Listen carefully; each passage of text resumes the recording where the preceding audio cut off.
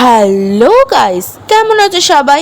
I hope সবাই ভালো আছো, আর আমিও কিন্তু ভালোই আছি। তো আমার ছিল একটা বার্থডে বাড়িতে ইনভাইটেশন, আর হ্যাঁ, যেহেতু অনেক তাড়াহুড়োর মধ্যে দিয়ে রেডি হতে হয়েছিল, তাই কিন্তু আর বাড়িতে ইন্ট্রো দিতে পারি। এবার চলো তোমাদেরকে একটা মজার ঘটনা শেয়ার করি। তো আমাকে দু একজন বলছে আমি নাকি বিনা ইনভাইটেশনে গিয়েছিলাম। আচ্ছা তোমরাই বলো দেখি, আমি যদি বিনা ইনভাইটেশনেই যেতাম তাহলে কি আমি কোনো গিফট দিতাম? আর সব থেকে বড় কথা, এত সুন্দর একটা গিফট বিনা ইনভাইটেশনে কেউ দেয়? তাই বলো তো। তাহলে এবার চলো, আমাকে কেন ইনভাইট করেছিল এবার সেইটা তোমাদেরকে বলি। তোমরা যারা যারা আমার চ্যানেল ফলো করো তারা অনেক দিন আগেই দেখেছো আমি কিন্তু পুরুলিয়া ঘুরতে গিয়েছিলাম, আর সেখানে গিয়েই কিন্তু একটা আন্টির সাথে আমাদের পরিচয় হয়েছিল। তো বেসিক্যালি ওই আন্টির মেয়ের বার্থডে ছিল, আর আমাদের ট্যুর পার্টির সবাইকে আন্টি ইনভাইট করেছিল। আর হ্যাঁ, যারা যারা আমাকে বলেছে যে আমি বিনা ইনভিটেশনে গেছি তারা কিন্তু পুরুলিয়ার ভ্লগগুলো অবশ্যই দেখে এসো। তোমরা দেখতে পাবে যে ওই আন্টি কিন্তু আমাদের ভ্লগে ছিল। তো মেনলি ব্যাপারটা হচ্ছে, যেহেতু আমি আমার ফ্যামিলি ছাড়া গিয়েছিলাম, তার জন্য কিন্তু সবাই ধরেই নিয়েছে আমি বিনা ইনভাইটেশনে গিয়েছি আমার মামা মামির সাথে। তো ব্যাপারটা যেহেতু আমি ঘুরতে আমার ফ্যামিলি ছাড়াই যাই, তার জন্য আমাকে তো একাই ইনভাইটেড করবে, তাই না? আর সব থেকে বড় কথা, এখন তো আমরা বড় হয়ে গেছি, আর যেখানে ইনভাইট আসুক না কেন আমাদের তো একাই যেতে হয়, তাই না? ভিডিও শুরুতেই তো আমি সবার সব কনফিউজ ক্লিয়ার করেই ফেলেছি। এবার চলো ভিডিওটা শুরু করা যাক।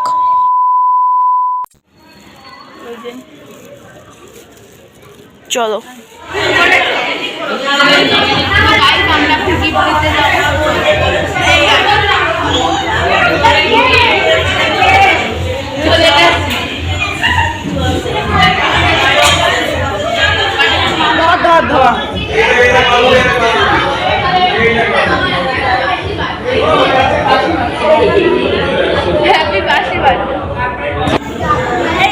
এদিকে দেখো, প্রথমে কিন্তু লজে গিয়ে বার্থডে গার্লের হাতে গিফটটা দিয়ে দিয়েছি। তারপরে আর কি, এই যে আমাদের ট্যুর পার্টির সমস্ত মেম্বারসদের সাথে দেখা হয়ে গেছিল। তারপর আর কি, সবার সাথে দেখা হওয়ার পরে সবাই মিলে অনেক ফটো তুলেছি, অনেক গল্প করেছি। আর সত্যি বলতে আমরা ট্যুর পার্টির এই মেম্বার্সগুলো, মানে লেডিস মেম্বার্স যাদের বলে আর কি, আমরা এক জায়গায় থাকলে আমরা এত আনন্দ করি, সে তোমাদেরকে আমি বলেও বোঝাতে পারবো না।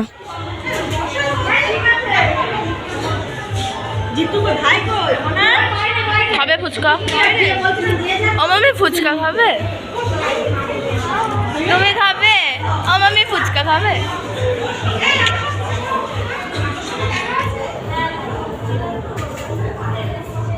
আর লজে গিয়ে তো দেখা হয়ে গেল আমি যার কাছ থেকে ফুচকা খাই সেই দাদার সাথে। আর দাদার সাথে একটু গল্প করলাম। আর যেহেতু আমি এই দাদার কাছ থেকেই ফুচকা খাই, তাই কিন্তু ওখানে গিয়ে আমি আর ফুচকা খাইনি। তো এদিকে দেখো, আমার 4 মামি দিদা সবাই মিলে ফুচকা খাচ্ছিল, বাট আমাকেও বলছিল অনেকবার খাওয়ার জন্য। তো আমি যেহেতু কোনো অনুষ্ঠানে গেলে ফুচকাটা স্কিপ করে দিই। যারা আমার ভিডিও দেখো অনুষ্ঠানে তারা জেনেই গেছে অলরেডি। এদিকে আমি ফুচকা লাভার্স, বাট কোনো অনুষ্ঠানে গেলে আমি ফুচকা খাই না। আর বাদ বাকি স্টলে যা থাকে আমি সেগুলো খাই। বিশেষ করে চিকেনের আইটেম থাকলে, আমি তো চিকেনটা বেশি ফেভারিট, তার জন্য আমি চিকেনের আইটেমগুলোই খাই। কিন্তু এই জন্মদিনের বাড়িতে ছিল কিন্তু কফি আর ফুচকা, বাট তার জন্য কিন্তু আমি তাও ফুচকা খাইনি, কিন্তু কফি খেয়েছিলাম 1 কাপ। বাট কফিটা এত সুন্দর বানিয়েছিল, খুব সুন্দর হয়েছিল। এদিকে তো সবাই ফুচকা খেতে ব্যস্ত ছিল, আর আমি এদিক থেকে কিছু কিছু টেক নিয়ে নিয়েছিলাম।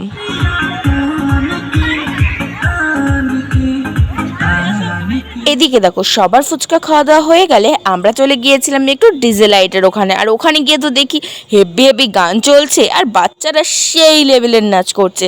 বাট আমরা না কেউ ওই দিন সেরকমভাবে নাচিনি, কিন্তু ওই যে কোথাও গান চলে আমি আর নিজেকে কন্ট্রোল করতে পারি না। বাট ওই একটু হাত পা দোলাচ্ছিলাম আমরা, বাট সেভাবে কিন্তু কেউই নাচ করিনি। যেহেতু এখন ভালোই গরম পড়ে গেছে, তাই কিন্তু একটু নাচলেই সবাই হাঁপিয়েও যাচ্ছিলাম আর ভীষণ ঘেমেও যাচ্ছিলাম, তাই সেভাবে কেউ একটাও নাচ করিনি আমরা। আর হ্যাঁ, আমি যদি নাচতাম আমি সেসব টেক তোমাদের সাথে তো শেয়ার করতামই, কিন্তু ওই দিন সেরকম নাচিনি কেউ।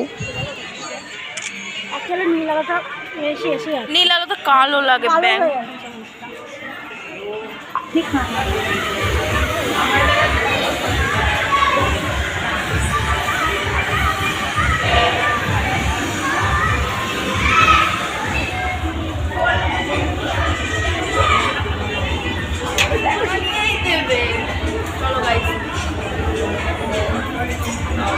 আর হ্যাঁ, এই যে ইয়েলো শাড়ি পরা যে আন্টিকে দেখছো, হ্যাঁ ওই দিন ছিল এই আন্টিরই মেয়ের বার্থডে। আর আমরা সেখানেই চলে গিয়েছিলাম সবাই মিলে। আর এদিকে তো আমরা ভীষণ পরিমাণে গল্প জুড়ে দিয়েছিলাম।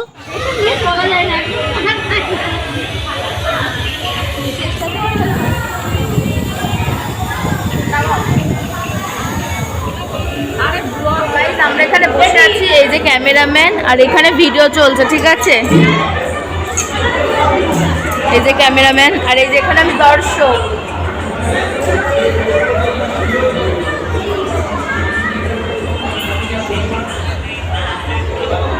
আমি দর্শক, গাইস হাই করো।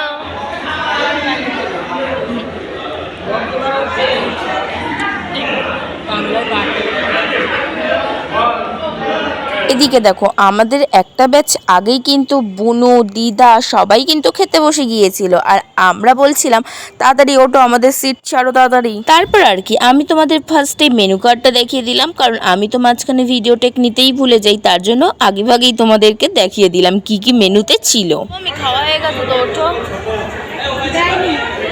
এই তো খাওয়া হয়ে গেছে। এদিকে দেখো আমি কিন্তু আমার 4 মামিকে নিয়ে খেতে বসে পড়েছিলাম, আর মামারা বসেছিল আলাদা টেবিলে।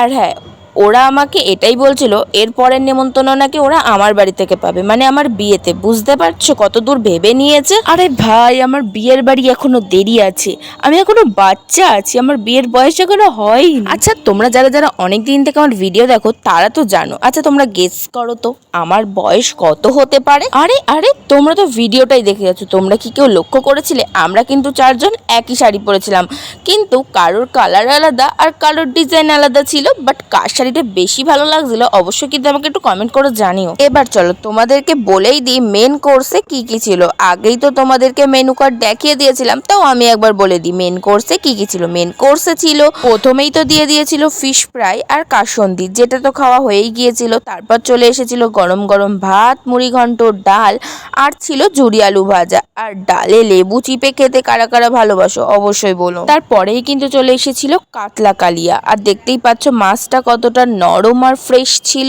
জানো তো তোমরা, আমি কোনো অনুষ্ঠানে গেলে এই মাছের ঝোল বা কোনো মাছ মাংসের ঝোলটাই আমি অ্যাভয়েড করি। আমার না ওইগুলো খেতে একদমই ভালো লাগে না, তার জন্য কিন্তু আমি মাছের ঝোল একদমই নিই নি। বাট আমি কোথাও গেলে ডাল দিয়ে ভাত মাখিয়ে মাছ দিয়ে খাই। আর তারপরেই কিন্তু দিয়ে দিয়েছিল বাসন্তী পোলাও, আর ছিল চিকেন কষা, চিকেনের লাল লাল ঝোল। এদিকে দেখো আমরা কিন্তু সবাই মিলে খুব মনোযোগ দিয়ে খাওয়া দাওয়া করছিলাম, আর যার জন্য কিন্তু কেউ কোনো ফোকাসই নেই ক্যামেরার দিকে। এদিকে দেখো আমরা তো সবাই মিলে খেতে বসেও গল্প শুরু করে দিয়েছিলাম। আমরা খাবো কখন, গল্প করেই শেষ করতে পারছি না। আরে দাঁড়ো দাঁড়ো, মেনু তো এখনো শেষই করলাম না। হ্যাঁ, লাস্ট পাতে দিয়ে দিয়েছিল আমের চাটনি, পাঁপড় ভাজা, আর দিয়েছিল কিন্তু রসগোল্লা। রসগোল্লাটা বেশ ভালোই সফট ছিল। এদিকে দেখো রসগোল্লার রস চিপে আমি একটু অর্ধেকটা খেলাম, আর এদিকে কালাকাদও দিয়ে গেছিল লাস্টে, সেটাও অর্ধেকটাই খেয়েছিলাম। আমি দুটো মিষ্টি অর্ধেক অর্ধেক খেয়েছি, কারণ আমি মিষ্টিটা না অতটাও পছন্দ করি না। আর এদিকে কাণ্ড দেখো, আমি যে এদিকে ভিডিও করছি সেটা তো মামি জানতোই না। মামি তো মামির মনে চাটনি চেটেই যাচ্ছিল। যাই হোক, কেউ কিছু মনে করো না, আমাদের খাওয়া দাওয়াটা এরকমই একটু অগোছালো, কি আর করা যাবে। তারপর মামি বলছে এই তুই ভিডিও করছিস, একদম কিন্তু দিবি না ভিডিওতে। আমি বলছি একদমই দেবো, তুমি এভাবে খাচ্ছিলে কেন? আর হ্যাঁ, তোমাদেরকে তো আমার থালাটা না দেখালেই নয়, কারণ আমি যেভাবে অগোছালো করে খাই সেটা তো একটু না দেখালে তো নয়, তাই না? আর এদিকে দেখো আমি এটাই দেখাচ্ছিলাম যে আমি 2 রকম মিষ্টি অর্ধেক অর্ধেক খেয়েছি। তারপর আর পারছিলাম না খেতে, কারণ প্রচুর গা গুলিয়ে গিয়েছিল আমার, তার জন্য। আর হ্যাঁ, মিষ্টিটা না আমি একদমই পছন্দ করি না, খেয়েছি তাই ভাগ্য ভালো। আর এদিকে দেখো লাস্টে তো হাত ধুয়েও নিলাম একেবারে, সেটাও তোমাদেরকে শেয়ার করে দিয়েছি। আর যাই হোক, তারপর কিন্তু দিয়ে দিয়েছিল আইসক্রিম আর হাজমলা। বাট আমি না এই ম্যাঙ্গো আইসক্রিম একদমই ভালোবাসি না, তাই কিন্তু বুনুকে দিয়ে দিয়েছিলাম।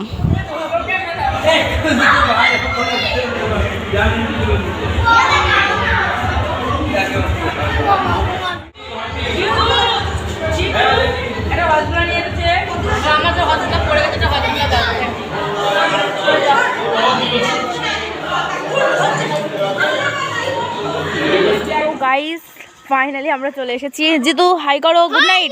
এই যেমন মা দুষ্টু। আরে গুড নাইট বলে দাও। গুড নাইট, আবার সকালে হবে গুড মর্নিং। ঠিক আছে। তো গাইস এখন আমরা এই যে এখন বাড়ি যাচ্ছি, তাই তো? ইয়েস। হ্যাঁ, তো চলো আজকে ব্লগটা এখানেই শেষ করছি। কেমন লাগলো জানিও, আর সবাই সাবস্ক্রাইব করবে, তাই তো জিতু? হাই। হ্যাঁ চলো টাটা। এখন থেকে আমরা প্রচুর খাওয়া দাওয়া করেছি, প্রচুর ছবি তুলেছি, পেট্রো অনেক মুঠ হয়ে গেছে। প্রচুর ছবি তুলেছি। তো চলো টাটা। Bye bye. হয়ে গেছে কখন? সো গাইস, এখন চলে এসেছি মামা বাড়িতে। তো আজকে রাতটা মামা বাড়িতেই থাকবো। এখনও মেকআপটা তুলিনি, তো এখন যাবো মেকআপটা তুলতে। আর এই যে আমাদের বিছনাপাটি হচ্ছে, মামুনি বিছনা করছে, বাই। অলরেডি এসি চলছে। তো চলো আজকে ব্লগটা এখানে শেষ করছি, টাটা। অনেকদিন পর গাইস মা বাড়ি আসলাম, কিন্তু থাকতে পারবো না, কালকে সকালবেলা চলে যাবো। পরশুদিন আমার পরীক্ষা, তার জন্য। তো চলো। তাই দিদি যে পরশুদিন পরীক্ষা, ভালো করে রেজাল্ট করিস। টাটা।